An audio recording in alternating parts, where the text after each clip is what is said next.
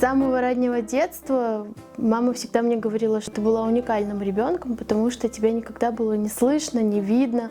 Тебе давали листик, карандаш и все.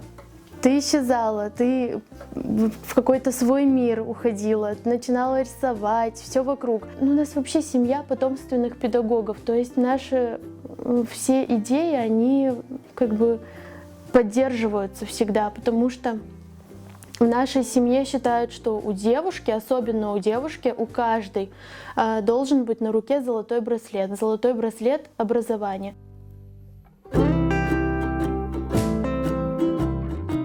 Я стараюсь орнаменты передавать в работах. Среди южнобережных крымских татар чаще всего использовали геометрический орнамент, то есть ромб, треугольник, круг и так далее. Среди степных крымских татар чаще всего использовался растительный орнамент. И, конечно, мне он и почему-то импонирует больше. Как по мне, он такой очень яркий, красочный, я это очень люблю. В нашем орнаменте есть бадем. Бадем — это девушка. Если бадем, например, с ободком, значит, эта девушка уже на выданье, то есть это будущая невеста. А если, например, ободка нет на бадеме, значит, это еще девочка, маленькая девочка, которая только растет. Также у нас есть в орнаменте символ ляле. Это юноша. Юношу обычно всегда изображают рядом с девушкой. Чаще всего с пожеланиями крепкой семьи, молодой, чтобы было много здоровья, много деток, плодородие, изобилие, достаток. И, конечно, обычно всегда расставляют маленькие элементы растительные, которые считаются как защитой.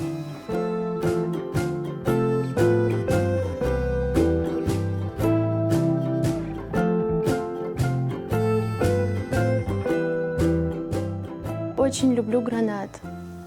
Гранат для меня это что-то особенное. То есть и символ у граната очень такой сильный. Гранат — это плодородие, это изобилие, это достаток. Зернышки граната — это детки в семье. То есть все эти моменты для меня они очень такие трогательные.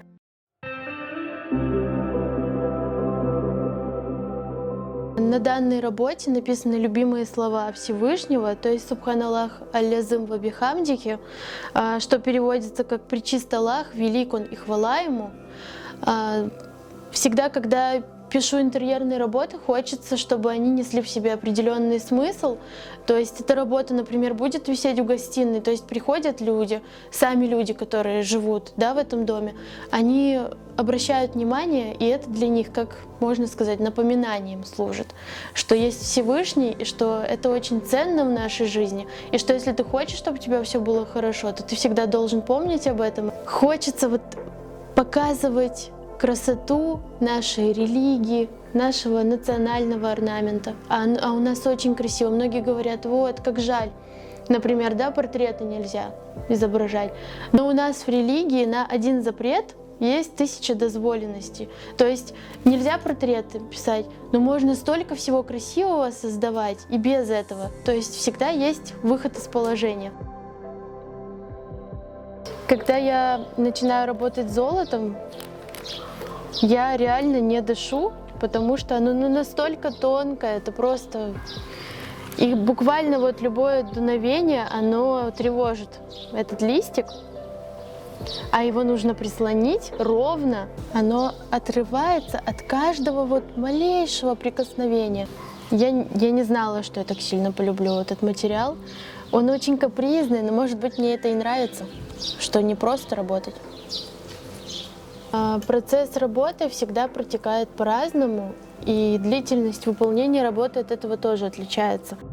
Но в то же время бывает такое, что я работу на время откладываю, чтобы посмотреть на нее, подумать, как можно получше сделать, покрасивее и так далее. Но в среднем на одну картину, может быть, неделя-две может уйти. В процессе работы я реально такое наслаждение получаю невероятное. И в основном мастера говорят, нет настроения, не сажусь за работу. Я раньше тоже так говорила, но сейчас я поняла, что нет. настроение вообще не влияет на мою работу. Я когда сажусь, какое бы у меня ни было состояние, я так наслаждаюсь, что, наверное, любое настроение превращается просто в превосходное.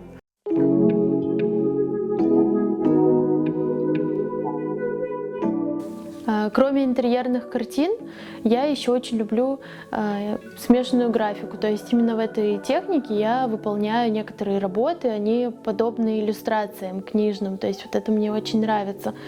И когда-то в детстве я с моей семьей посетили выставку, на которой было сделано общее фото меня маленькой. Я тогда еще даже не подозревала, что вообще как-то свяжу свою жизнь с искусством, и Заремы Тросиновой. Вот. И так получилось, что спустя время, вот уже в нынешнем возрасте моем, и при том, что я уже как бы, да, начинающий, так сказать, художник, у меня есть общее фото также вот с Заремой Ханум. И для меня это, наверное, вот какой-то был знак в прошлом, да, в детстве, что как-то вот я все-таки себя с искусством свяжу. Все эти работы — это как раз вот вдохновение я получила от этого прекрасного человека.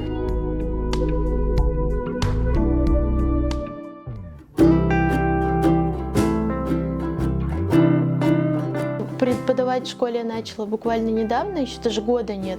Преподаю декоративно-прикладное искусство. Наша мастерская так и называется — НАР. Когда я начала работать в школе, после первых пары уроков я поняла, что это такой кайф, когда дети приходят, радуются, рисуют с тобой, творят что-то. Это вообще, это бесподобно. И родители радостные приходят. То есть мы взращиваем новое поколение, новую молодежь. Потому что я понимаю, что это наше будущее, и то, как мы к ним относимся, и то, какой мы им пример подаем своим поведением, своими словами, поступками, вот это все, оно завтра будет отражаться. Когда я вижу работы своих учеников, меня переполняет чувство радости, гордости, особенно когда они участвуют в каких-то творческих конкурсах, занимают призовые места и пишут мне: «Фериде Оджа, вот, я поучаствовал вот в таком конкурсе, я занял призовое место, Саулнес, потому что вы меня научили». Ой, это для меня как бальзам на душе, это для меня самое важное — приносить пользу.